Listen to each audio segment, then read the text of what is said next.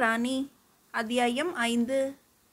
பயண மாளிகையின் சின்னஞ்சிறிய அறையின் மரக்கட்டிலில் மல்லாந்து படுத்து விழிகளை மூடி இதயத்தை இறக்கை கட்டி பறக்கவிட்டு கங்கை கொண்ட சோழபுர அரண்மனை நந்தவனத்துக்கு அனுப்பியதன் மூலம் இன்பக் கனவில் லயித்திருந்த வேங்கி இளவரசன் எப்போது உறக்கத்தில் ஆழ்ந்தானோ தெரியவில்லை. அறை கதவை யாரோ பலமுறை தட்டும் ஒலி எழுந்ததும் உறக்கத்திலிருந்து விழித்த இளவரசன், "யாரது?" என்றான். "நான் தான் இளவரசே, இளங்கோ" என்ற மெய்க்காவல் வீரன் இளங்கோவின் குரல் என்பது புரிந்ததும், "ஏன் இப்படி கதவை இடிக்கிறாய் இளங்கோ?" என்றான் இளவரசன். "பொழுது புலர்ந்து ஒரு நாழிகைக்கு மேல் கழிந்து விட்டது இளவரசே. இதுவரை தாங்கள் எழுந்து விடுவீர்கள் என்று காத்திருந்தேன். நீராடுவதற்கு எல்லாம் சித்தப்படுத்தியிருக்கிறேன். நாம் பயணப்பட வேண்டாமா பிரபு?" என்றான் இளங்கோ. "சரி, வருகிறேன்" என்று கட்டிலை விட்டு துள்ளி எழுந்து நின்ற இளவரசனுக்கு எல்லாம் நினைவுக்கு வந்தன.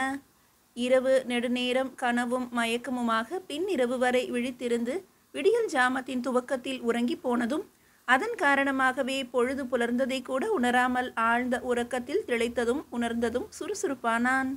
அடுத்த நாழிகையில் இருவரும் புரவி ஏறினர். 3ஆம் நாள் பயணமும் சோழ பிரதேசத்திலேயே இருந்தது.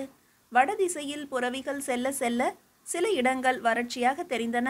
சில இடங்கள் சிறு சிறு குன்றுகளும் காடுகள் நிறைந்த பகுதியாகவும் இருந்தன. வழக்கம் போல இளைப்பாரியும் வழிநடுக சில இடங்களில் வேட்டையும் ஆடி உற்சாகமாக பயணத்தை தொடர்ந்தனர். முதன்முறையாக வடதிசை பயணம் செய்யும் இளங்கோவுக்கு எல்லாம் புதிய அனுபவங்களாகவும் ஒருவித கிளர்ச்சியும் உற்சாகமாகவும் இருந்தது. பகல் முழுவதும் பயணமும் இரவில் ஓய்வும் உணவுக்காக பகலில் தற்காலிகமாக பயணத்தை நிறுத்தும் சமயங்களில் புல் மேய்ந்தும் குதித்து விளையாடியும் ஆறுகள் குறுக்கிட்ட போதெல்லாம் மணலில் புரண்டும் நீரில் நீந்தியும் சென்ற அந்த இரு புரவிகளும் படு சுறுசுறுப்பும் விரைவுமாக பாய்ந்து சென்றன. தன் திட்டப்படி ஒவ்வொரு இடத்தையும் கடந்தான் இளவரசன். அன்று பக்கவாட்டில் பயணம் செய்த இளவரசன் பக்கம் திரும்பிய இளங்கோ, "இளவரசே" என்றதும் அவன் பக்கம் தலையை திருப்பினான் ராஜேந்திரன். "ஒரு செய்தியை தங்களிடம் கூற மறந்துவிட்டேன் பிரபு. அதற்காக மன்னிக்க வேண்டும்" என்றான் சற்று இறங்கிய குரலில். "என்ன மறந்துவிட்டாய் அப்பனே?" என்றான் இளவரசன்.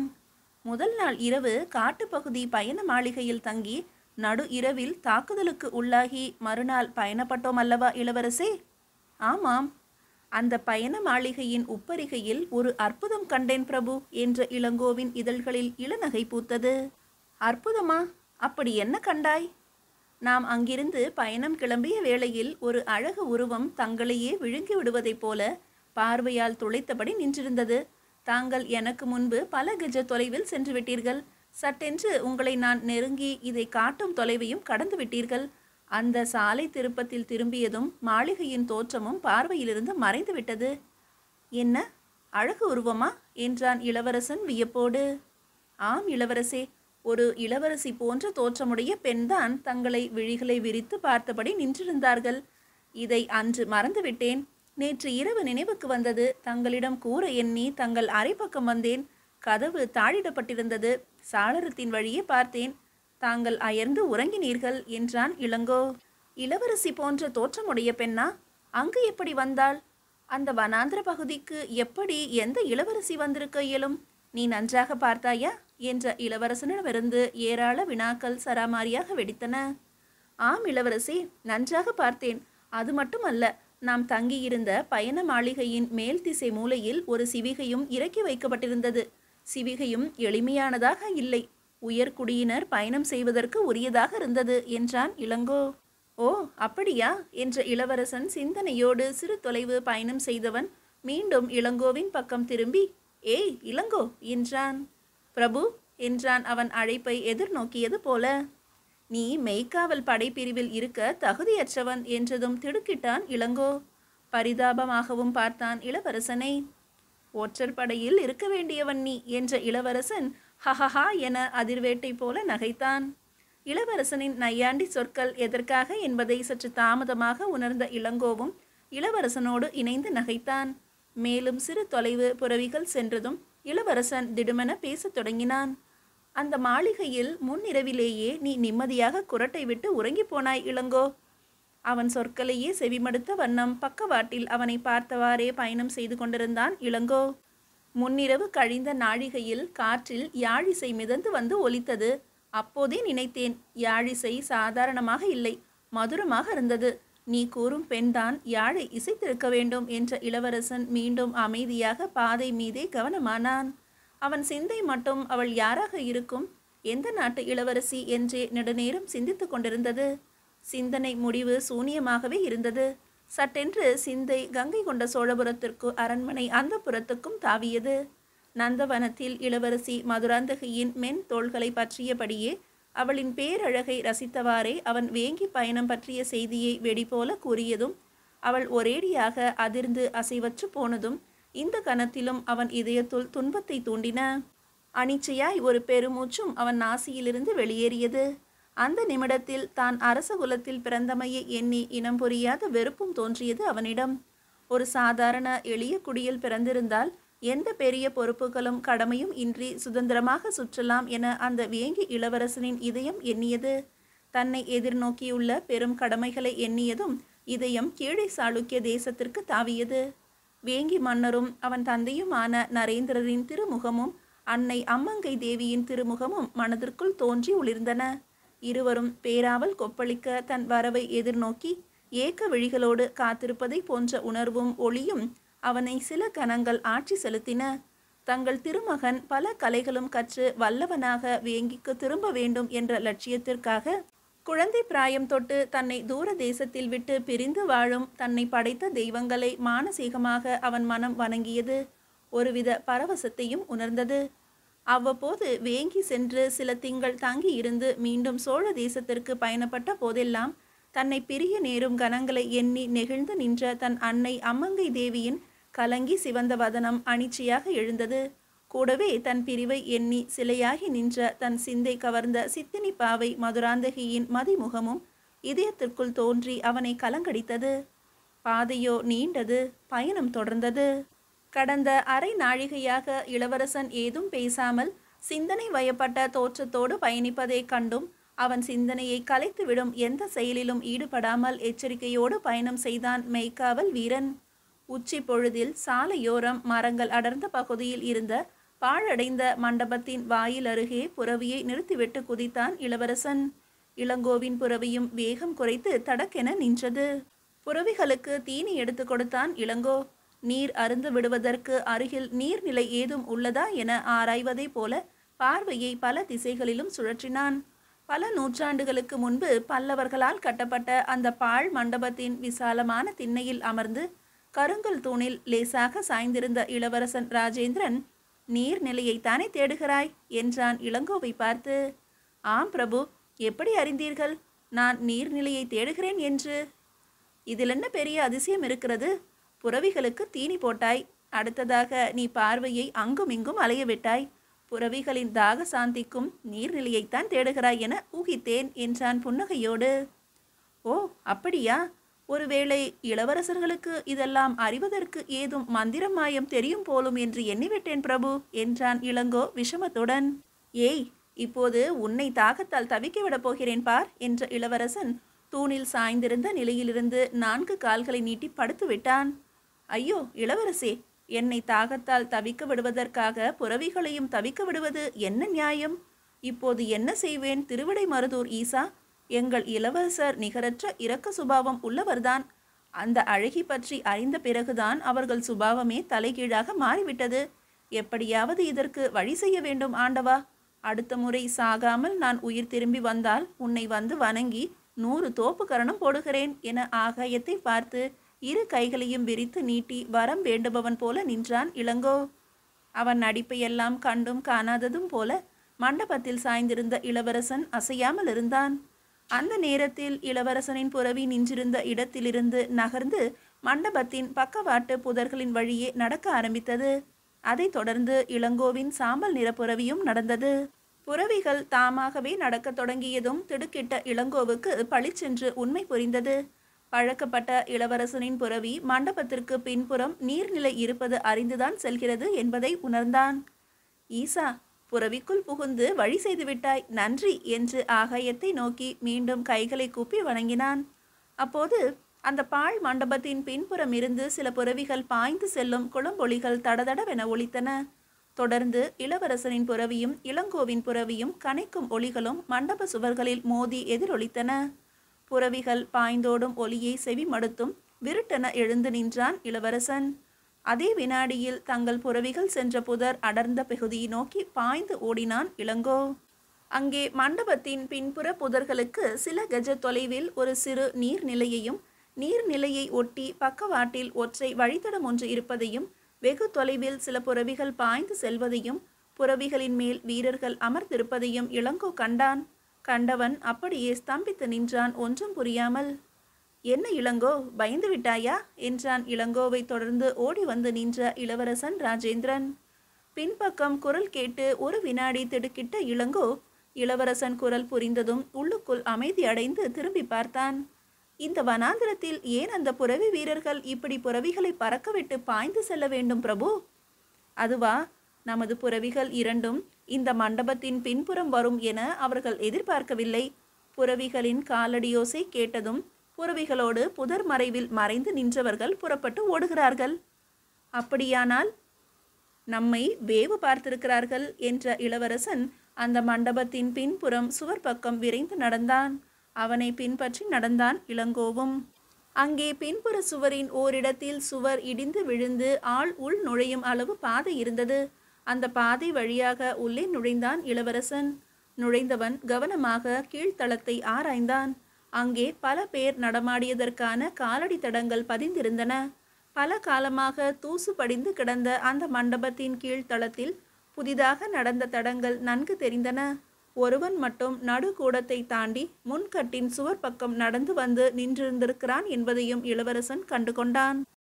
சந்தேகம் இல்லாமல் அவர்கள் தன்னைத்தான் வேவு பார்த்திருக்கிறார்கள் என்பதையும் உணர்ந்த பின்பக்கமாகவே திரும்பி நீர்நிலையை அடைந்து ஸ்படிகம் போல தெளிந்த நீர் நிரம்பி அல்லி மலர்கள் கூம்பி நின்ற தடாகத்தினுள் இறங்கி 4 கை நீரை அள்ளி அருந்தினான் இளவரசன்.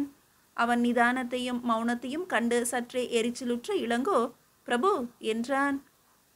என்ற இளவரசன் இளங்கோவை பார்த்து, என்ன அப்பனே என்றான் இயல்பாக. என்ன கண்டுபிடித்தீர்கள் இளவரசே? 4 பேர்களுக்கு மேல் இங்கு மறைந்து நின்றிருக்கிறார்கள். ஒருவன் மட்டும் நான் படுத்திருந்த முன்கட்டுக்கு அடுத்த கூடத்தின் பின்பக்கம் வரை வந்து நின்றிருந்து நாம் பேசியதை ஒட்டு கேட்டிருக்கிறான். எப்படி இத்தனை உறுதியாக கூறுகிறீர்கள் பிரபு? காலடி தடங்கள் நன்கு பதிந்துள்ளன என்ற இளவரசனின் முகம் பலத்த சிந்தனையை காட்டியது. சட்டென்று இளங்கோ இளவரசே என்று அழைத்தான். என்ன இளங்கோ? ஒருவன் கூடம் வரை வந்து நின்றிருக்கிறான் என்கிறீர்களே, அவன் மறைந்து நின்று கத்தி வீசியிருந்தால்? அடடா, இனி மிகுந்த எச்சரிக்கையாக இருக்க வேண்டும் நாம் என்றான் அதிர்வோடு. நீ சொல்வது சரிதான், ஆனால் கத்தி வீசுவது அவர்களின் நோக்கமாக இருக்காது என்று நான் நினைக்கிறேன். ஏன் பிரபு? கத்தி வீசுவதற்கு நல்ல சந்தர்ப்பம் இருந்ததே, ஆனால் வீசவில்லை. என்னை கடத்தி செல்ல எண்ணுகிறார்கள் என நினைக்கிறேன். பார்க்கலாம். நான் நினைப்பது சரியாக இருந்தால் அநேகமாக வழியில் எங்காவது என்னை மடக்க முயல்வார்கள். சரி, புரவிகளை தயார் செய், கிளம்புவோம் என்ற இளவரசனிடம் ஒருவித சுறுசுறுப்பு பற்றியது. பயம் என்பதே என்னவென்று தெரியாதா இவருக்கு? ஆபத்தை எதிர்கொள்ள விரைவாக கிளம்பும் துணிவு எத்தனை பேருக்கு வரும் என எண்ணி வியந்தான் இளங்கோ. புரவிகளில் தாவி ஏறி லேசாக உசுப்பி விட்டான் இளவரசன். சுறுசுறுவென சுள்ளம்புகளாக தைத்த சூரியனின் கிரணங்களை பொருட்படுத்தாது வியர்வை மின்ன பறந்தன இரு புரவிகளும். பொழுது நழுவுவதற்குள் இரு காதங்களை கடந்திருந்தனர்.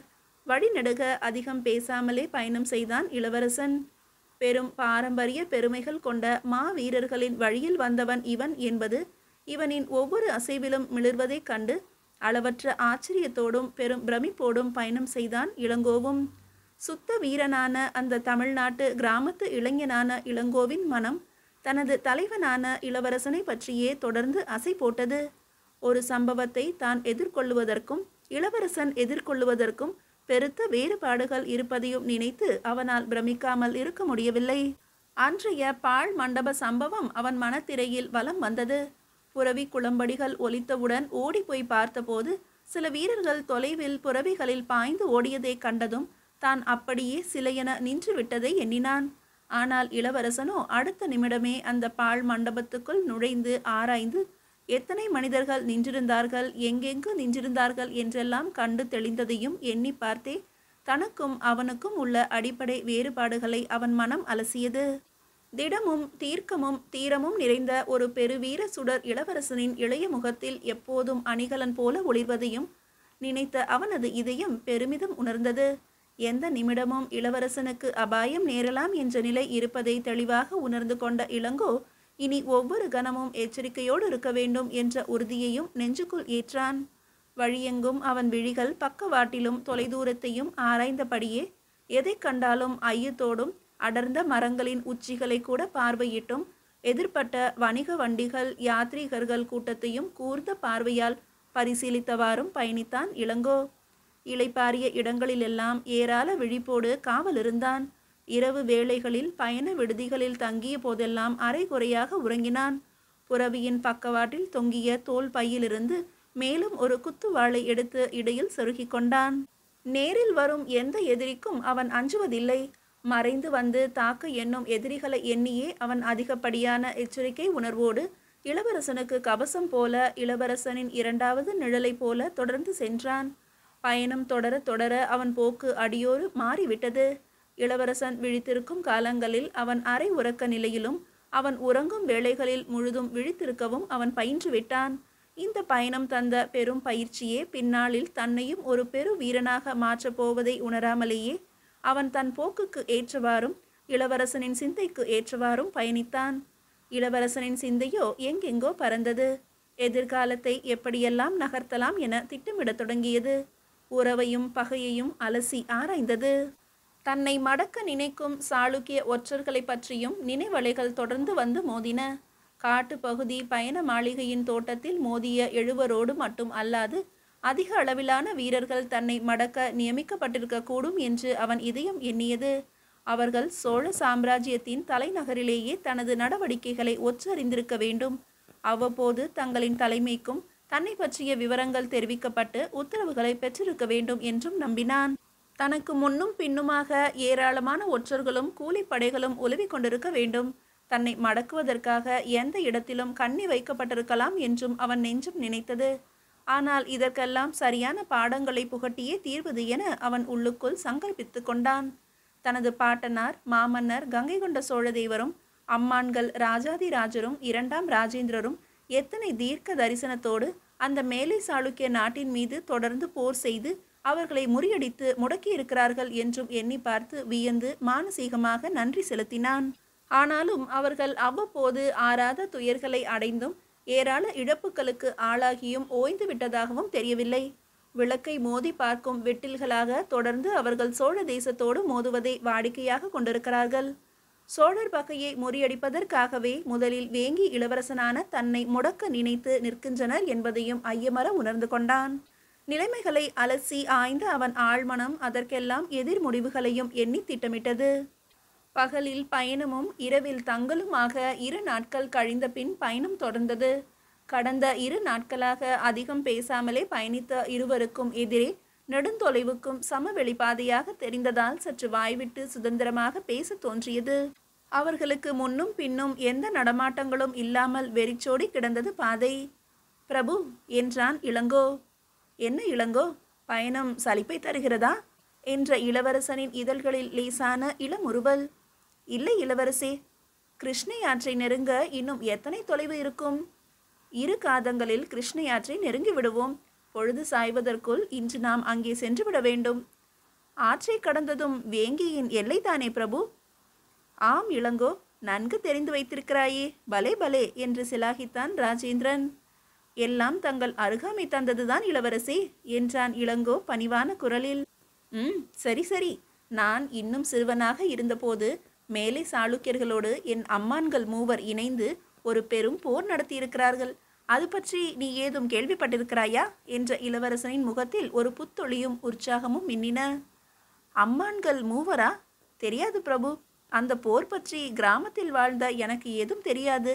கூறுங்கள். பேசாமலே பயணம் செய்வது சற்று சிரமமாகத்தான் தெரிகிறது. நல்லது, கேள். அந்த போரை முடக்காற்று போர் என்பார்கள். இப்போதைய மாமன்னர் கோப்பரகேசரி 2ஆம் ராஜேந்திர சோழரின் ஆட்சியில்தான் சில ஆண்டுகளுக்கு முன்பு அந்த போர் நடந்திருக்கிறது. இளவரசன் உணர்ச்சியோடு அந்த வரலாற்றை கூற ஆர்வத்துடன் செவிமடுத்தான் இளங்கோ. மீதியை அடுத்த அத்தியாயத்தில் காணலாம்.